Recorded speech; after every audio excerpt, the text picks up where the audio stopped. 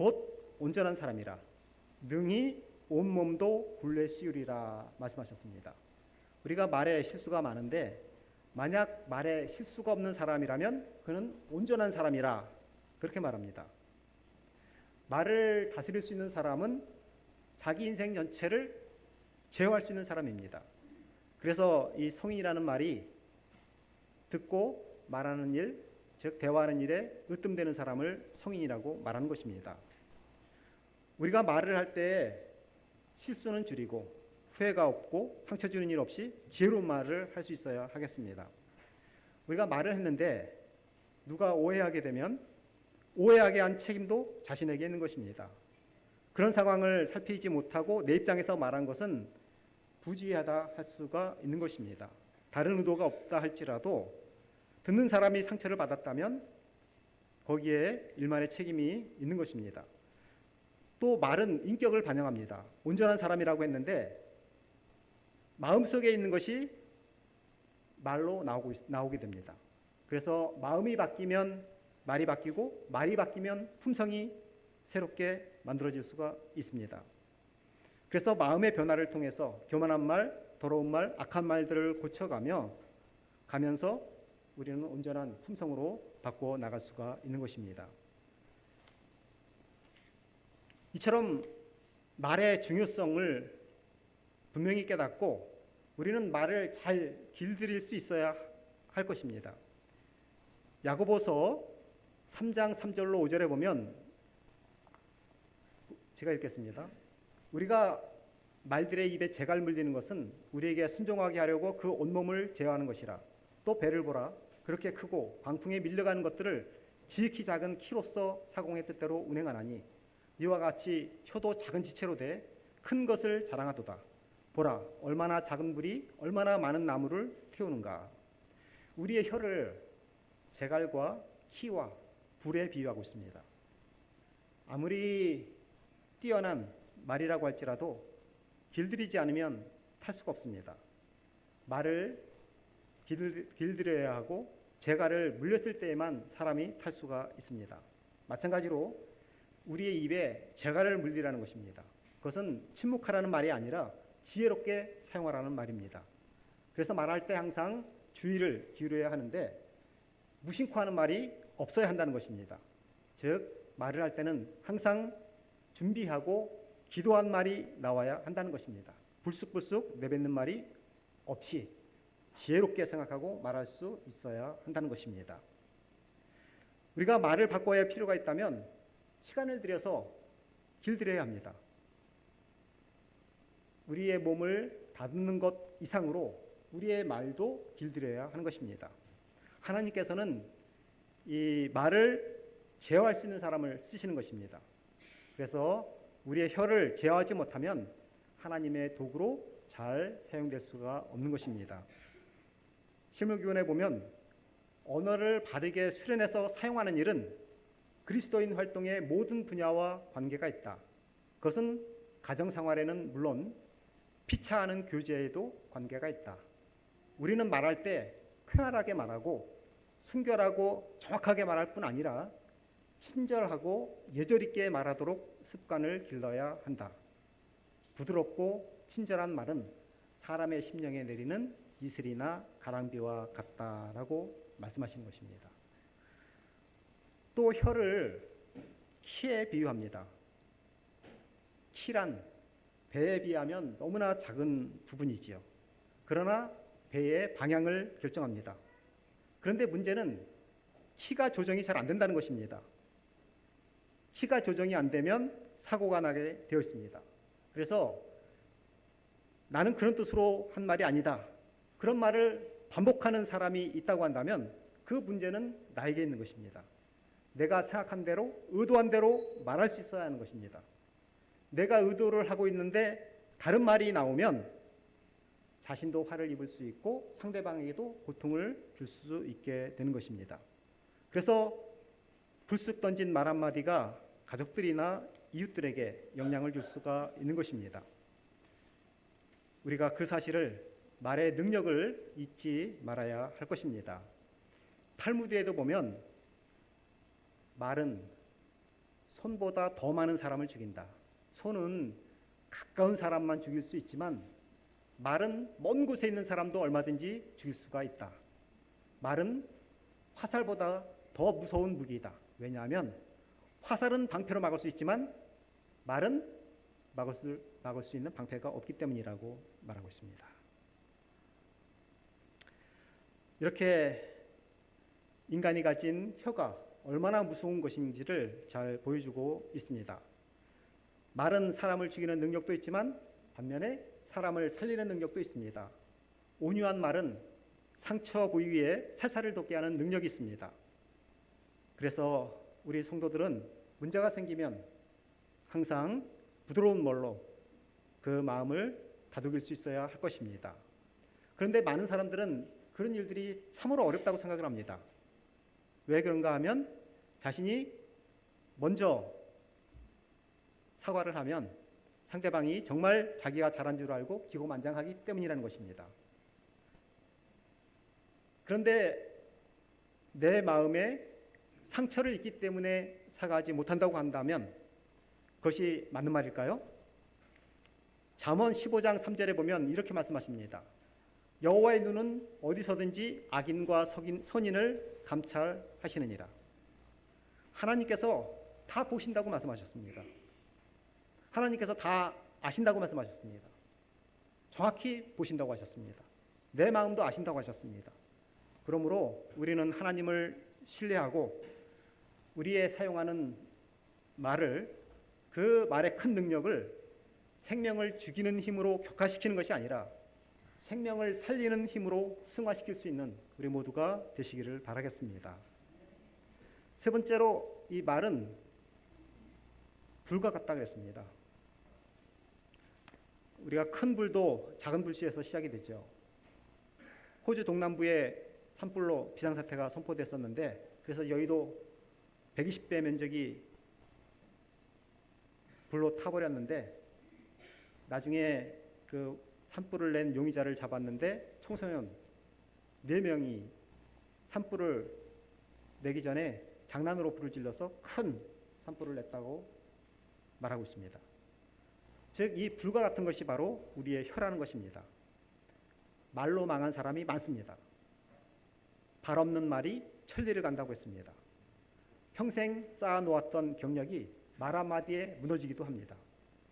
그래서 다윗은 여호와여 내 입 앞에 파수꾼을 세우시고 내 입술에 문을 지키소서라고 말합니다. 사실 우리가 우리의 혀를 완벽하게 제어할 수 있는 사람은 아무도 없습니다. 그래서 하나님만이 우리의 입술을 제어하고 다스리게 할 수 있도록 기도하는 것입니다. 야고보서 3장 6절로 8절에 혀는 곧 불이요 불의의 세계라. 혀는 우리 지체 중에서 온몸을 더럽히고 삼의 수레바퀴를 불사르나니 그 사르는 것이 지옥불에서 나느니라. 여러 종류의 짐승과 새와 벌레와 바다의 생물은 다 사람이 길들일 수 있고 길들여 왔거니와 혀는 능히 길들일 사람이 없나니 쉬지 아니하는 악이요 죽이는 독이 가득한 것이라 그랬습니다. 혀를 잘 길들여야 합니다. 말에게는 재갈을 물리고 배에는 키를 잡고 불은 잘 다스려야 하는 것처럼 혀를 잘 길들여야 합니다. 그런데 길들여지지 않은 혀는 불이요 불의의 세계라고 말하고 있습니다. 모든 악과 더러운 것이 말에서 나온다 그랬습니다. 가족 간에 이웃 간에 불화가 생기는 이유도 말 때문입니다. 길들여지지 않은 혀는 우리의 온몸을 더럽히고 우리의 인생 전체를 불사른다라고 말하고 있습니다. 그래서 어떤 사람이 이렇게 말했습니다. 인간이 짓는 모든 죄에는 반드시 혀가 있다. 잘못된 말이 우리 인생 전체를 불사르는 것입니다. 하나님의 관리 아래 있지 않는 혀는 길들여지지 않은 짐승과도 같습니다. 사람들은 많은 동물들을 길들일 수 있습니다. 심지어는 맹독이 있는 코브라도 길들일 수가 있습니다. 그런데 새치 혀, 이 혀를 길들일 수 있는 사람은 없습니다. 길들여지지 않는 혀가 얼마나 무서울까요? 8절에 보시면 혀는 능히 길들일 사람이 없나니 쉬지 아니하는 악이요 죽이는 독이 가득한 것이라 그랬습니다. 마치 독사의 입에서 나오는 독이 연상되는 것입니다. 그런데 이렇게 이 혀는 우리 마음대로 길들일 수가 없는 것입니다. 내 능력대로 되질 않습니다. 우리가 입술을 깨물고 혀를 깨물어 보아도, 그래서 말을 절제한다고 할지라도 그 시간을 오래 가면 입이 근질거리기 시작합니다. 그리고 결국은 참았다가 그 말을 하게 되는 것이죠. 그래서 실수할 경우가 많습니다.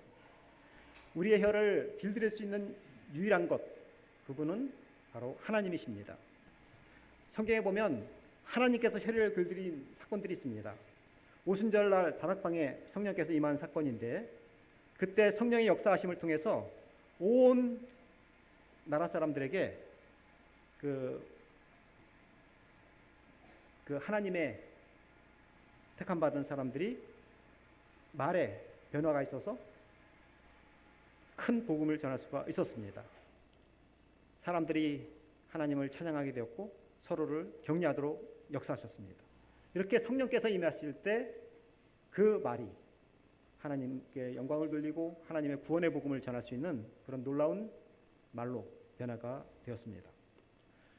또 사람이 최초로 연합해서 하나님을 불신하면서 범죄한 사건이 있습니다.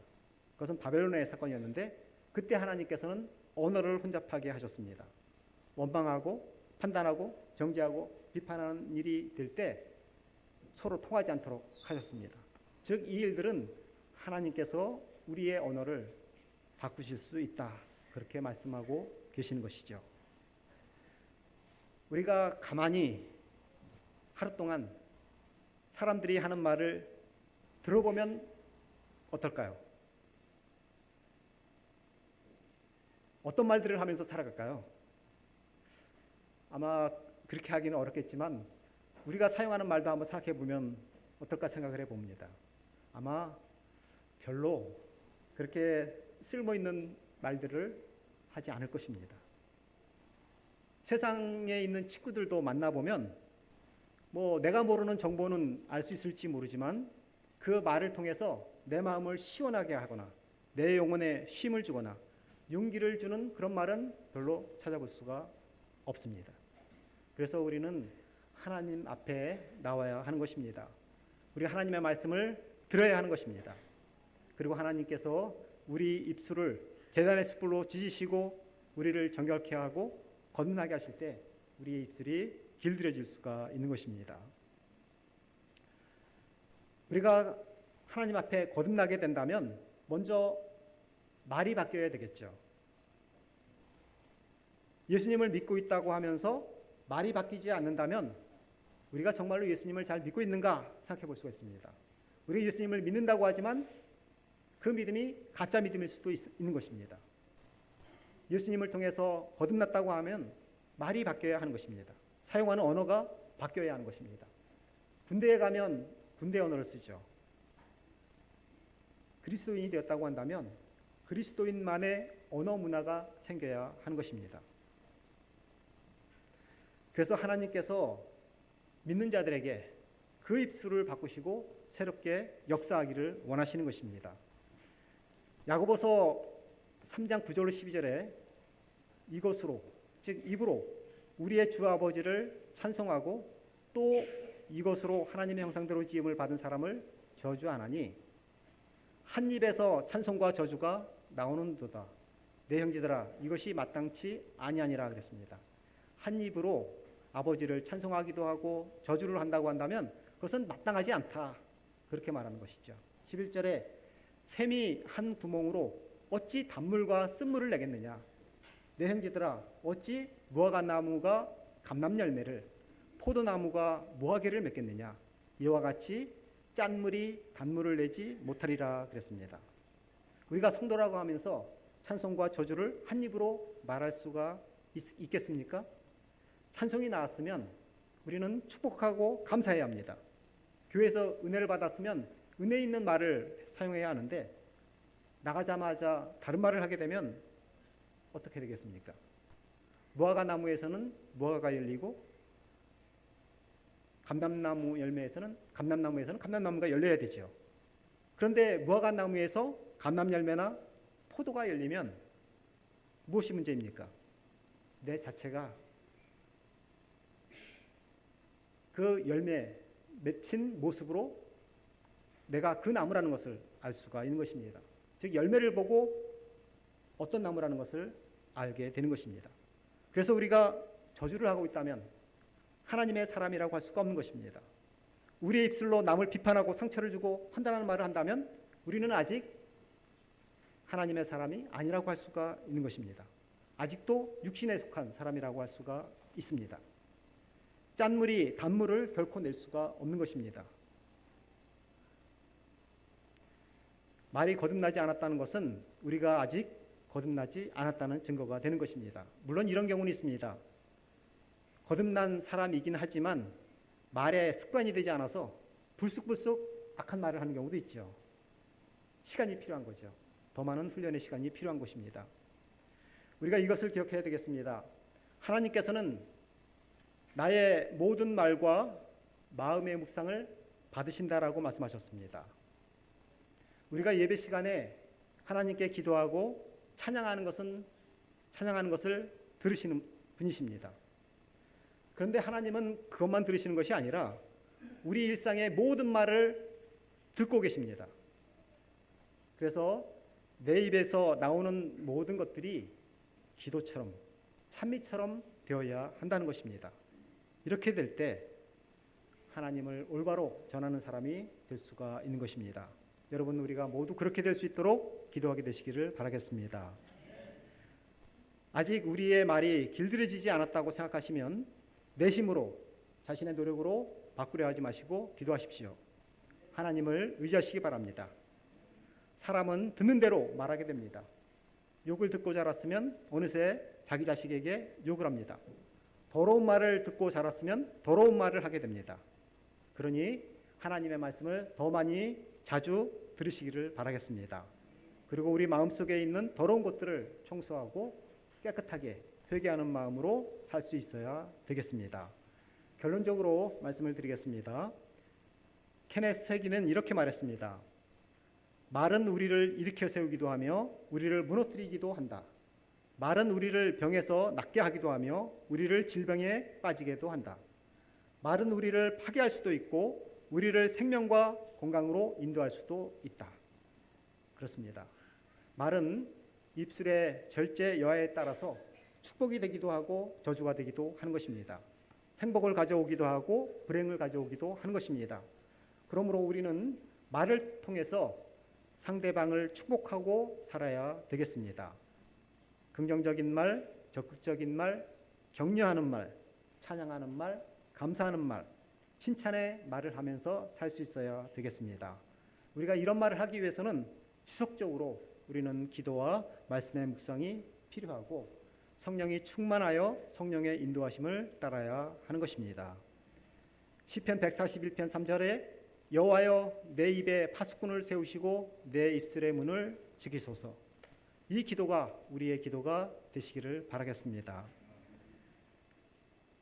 또 엘렌 화이트 부인은 그리스도께서 그대의 심령 속에서 다스리신다면 그대의 말은 그분의 뜻에 의해 꼴지어지고 빚어진 품성의 순결과 아름다움과 향기를 드러낼 것이라고 말씀하셨습니다. 우리 모든 오산교회 성도들은 우리가 말을 할 때마다 우리의 심령을 주의 인도하심에 따름으로 아름다운 품성과 그 향기를 드러내실 수 있는 우리 모두가 다 되시기를 바라면서 말씀을 마치도록 하겠습니다.